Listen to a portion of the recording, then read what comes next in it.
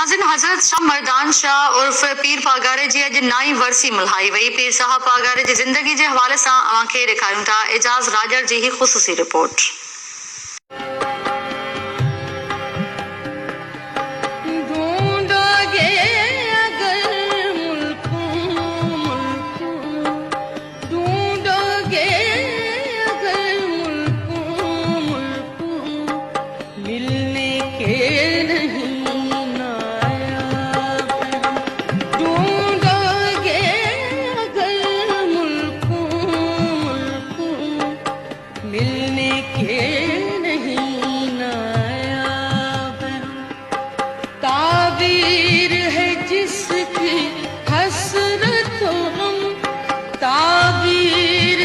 सिंध धरती जी ये सरजमीन पाक सरजमीन आहे। सिंध धरती सूफियन पीरन बुजुर्गन दरवेशन ऐं वलियन जी धरती आहे।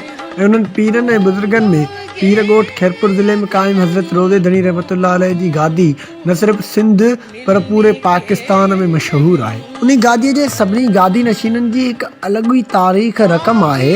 लेकिन हीअ ॻाल्हि कजे सैयद सबक़तुल्लाह शाह शहीद सूर्य बादशाह जन जी त हिन पंहिंजी हुर मुजाहिदनि सां गॾु जेके मुल्क पाकिस्तान जे लाइ कुर्बानियूं ॾिनियूं उहे कुर्बानियूं तमामु वॾियूं ऐं तारीख़ी कुर्बानियूं आहिनि।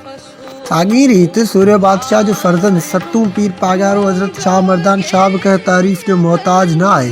पाण 22 नवंबर 1928 जे मुताबिक़ 8 जमादुल सानी 1343 हिजरी ख़मीस जे ॾींहं ते पीर जो ॻोठ ज़िलो खैरपुर मीरस सिंध में पैदा थिया। सैयद शाह मर्दान शाह सानी अल मारूफ़ सैयद सिकंदर अली शाह सैयद शाह मर्दान शाह सानी संदन ख़ानदानी नालो हो, जेको संदन जे जद अमजद शमसुल उलमा पीर सैयद शाह मर्दान शाह अवल कोट धणी जे निस्बत सां रखियो वियो।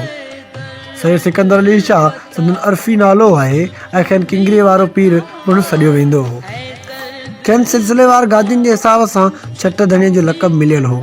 संदन निस्बत जे सिलसिले में 5 वास्तनि खां राशिदी ख़ानदान जे जद अमजद पीर सैयद मोहम्मद राशिद रोज़े धणी सां ऐं इमाम अली रज़ियल्लाहु ताला अन्हु, इमाम मूसा काज़िम, इमाम हुसैन, हज़रत अली मुर्तज़ा ऐं बीबी फातिमा जे तवसल सां 41 वास्ते सां हज़ूर नबी करीम सल्लल्लाहु अलैहि वसल्लम जन सां वञी मिले थो।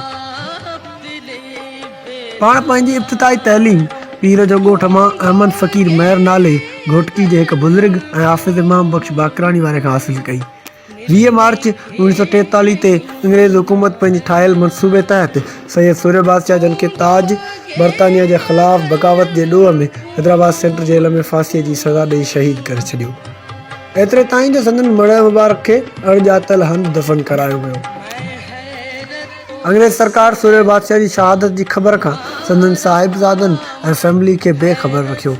पीर साहब जे हिकु इंटरव्यू मूजिबि त हज़रत सूर्य बादशाह जी शहादत जी ख़बर हिननि खे घर में आंदल सामान मथां वेड़ियल रदी अख़बार खे ॾिसण खां पोइ मिली। पीर साहब सैयद शाह मर्दान शाह ऐं संदन भाउ मियां हिज़्बुल्लाह शाह अल मरूफ़ नादर अली शाह खे तइलीम जे बहाने अंग्रेज़नि अलीगढ़ तरफ़ मोकिलियो। अलीगढ़ कॉलेज जे प्रिंसिपल मिस्टर ज़ियाउद्दीन जी सरकारी रिहाइशगाह ते खेनि रहायो वियो, जिते खेनि तइलीम पिणु ॾिनी वेंदी हुई। 2 फरवरी 1944 खां जुलाई 1946 ताईं 2 साहिबज़ादा अलीगढ़ कॉलेज में ज़ेर तइलीम रहिया, पर शायदि अंग्रेज़ सरकार संदन वाठनि जी दिलि कोन ठरी, जंहिंजे करे जुलाई 1946 में अलीगढ़ मां समुंड जे रस्ते खेनि लंडन मोकिलियो वियो। साहिबज़ादा 1946 ईस्वी खां दिसंबर 1951 ताईं अटकल 5 साल इंग्लैंड में पढ़ाई जे बहाने रहिया ऐं पीर साहब लंडन मां ग्रेजुएशन जी डिग्री हासिलु कई। आख़िरकार पाकिस्तान जे वज़ीर आज़म जनाब लियाकत अली खान लंडन जे दौरे दौरान लंडन में समुंड जे किनारे ते मौजूदु होटल क्लियरजिस में साहिबज़ादनि सां मुलाक़ात कई ऐं यकीन ॾियारियो त जल्दी खेनि मुल्क वापसि घुराए संदन गादी बहाल कराई वेंदी। अहिड़ीअ तरह 1951 में पाण वतन वापसि पहुता ऐं संदन शानदार इस्तक़बाल जे लाइ वॾे तइदाद में हुरजमायत ऐं सिंध जा सियासी समाजी अॻुवान कराची एयरपोर्ट ते मौजूदु हुआ। आख़िरकार वॾी कोशिशुनि ऐं महिनतुनि खां पोइ संदन गादी बहाल थी ऐं 4 फरवरी 1952 ते सैयद शाह मर्दान शाह सानी जन जी ताजपोशी कई वई। पीर साहब पंहिंजे सियासी सफ़र जो आगाज़ क़यूम लीग ऐं पोइ सन 1953 ईस्वी में पाकिस्तान मुस्लिम लीग में शमूलियत कई ऐं पाण मुस्लिम लीग फंक्शन लीग जा सरबराह पिणु रहिया। चिटदणी बादशाह पाकिस्तान में सियासी असर रसूख रखंदड़ शख्सियत हो, जंहिं करे अवाम तोड़े सियासतदान खेनि किंग मेकर पिणु सॾींदा हुआ। पीर साहिब जे ख़ानदान जो ज़िक्र खां सवाइ सिंध ऐं पाकिस्तान जे सियासी तारीख़ अधूरी आहे। पीर सैयद सबक़तुल्लाह शाह तजदणी पीर पागार आवल पर सगीर जे मुसलमाननि जे लाइ आवाज़ु उथारियो, जेको पश्त जेके बि संदन ख़ानदान मां पीर पागार मुंतखब थींदा आया त सभिनी आलिम इस्लाम ऐं सिंध जे लाइ पाण पतोड़िया। 1965 वारी पाक भारत जंग दौरान पीर साईं सरदार पाण उमरकोट में कैंप लॻाए पाण पंहिंजे मुरीदनि सां गॾु वतन अज़ीज़ जी हिफ़ाज़त कयऊं। एतिरे क़दुरु जो संदन मुरीदनि हुर मुजाहिदनि हिंदुस्तान जे अंदरि किशनगढ़ किले ते सभु हिलाली परचम फड़कायो। पीर साहिब पागार जन जो पाकिस्तानी सियासत में इंतहाई गहरो मुशाहिदो हो ऐं तक़रीबन पाकिस्तान जूं हर सियासी जमायतुनि जा अॻुवान सलाह मशूरे जे लाइ साणनि मिलंदा हुआ, पाण खेनि सुठी सलाह ॾींदा हुआ, जंहिं उन शख़्स तमामु घणो फ़ाइदो रसंदो हो। पीर साईं शामर्दान शाह जूं ॻाल्हियूं मोहबतूं सखावत ख़ुलूस कुर्ब प्यार चाहे पंहिंजा हुजनि या परावा मिट माइट हुजनि या ग़ैर, सभिनी जे लाइ बराबरि हूंदो हो। पाण तमामु घणा सख़ी नरम दिल जा मालिक हुआ, असूलनि कानूननि जा पाबंद हुआ, इंसाफ़ सभिनी जे लाइ बराबरि हूंदो हुयो ऐं पीर साईं बादशाह जन जो मिलण जो अंदाज़ सभिनी जे लाइ हिकु जहिड़ो हूंदो हुयो। ग़रीब हुजे या मुल्क जो वज़ीर आज़म ऐं सदर छो न हुजे, शामर्दान शाह सां जेको बि मिलियो हूंदो उहो इंसान उहे लम्हा मोहबतूं मरण घणी ताईं न विसारे सघंदो। पाण अज़ीम रूहानी रहबर सां गॾु तमामु घणी सोच सम्झ रखंदड़ सियासी लीडर पिणु हुआ।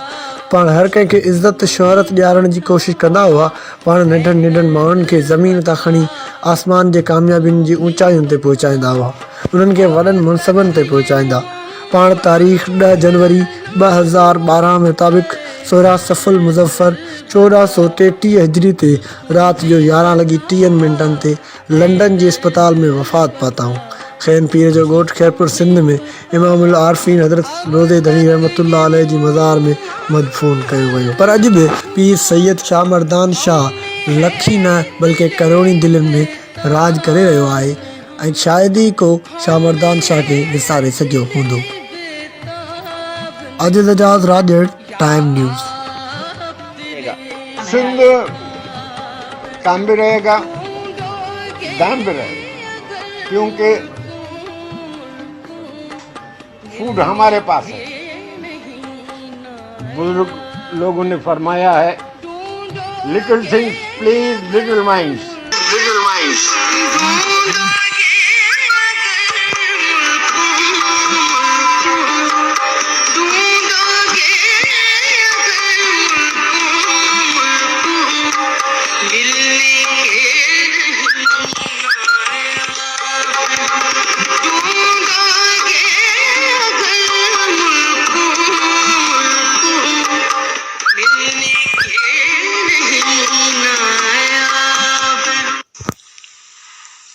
लखी दिलनि ते राज कंदड़ सिंध जे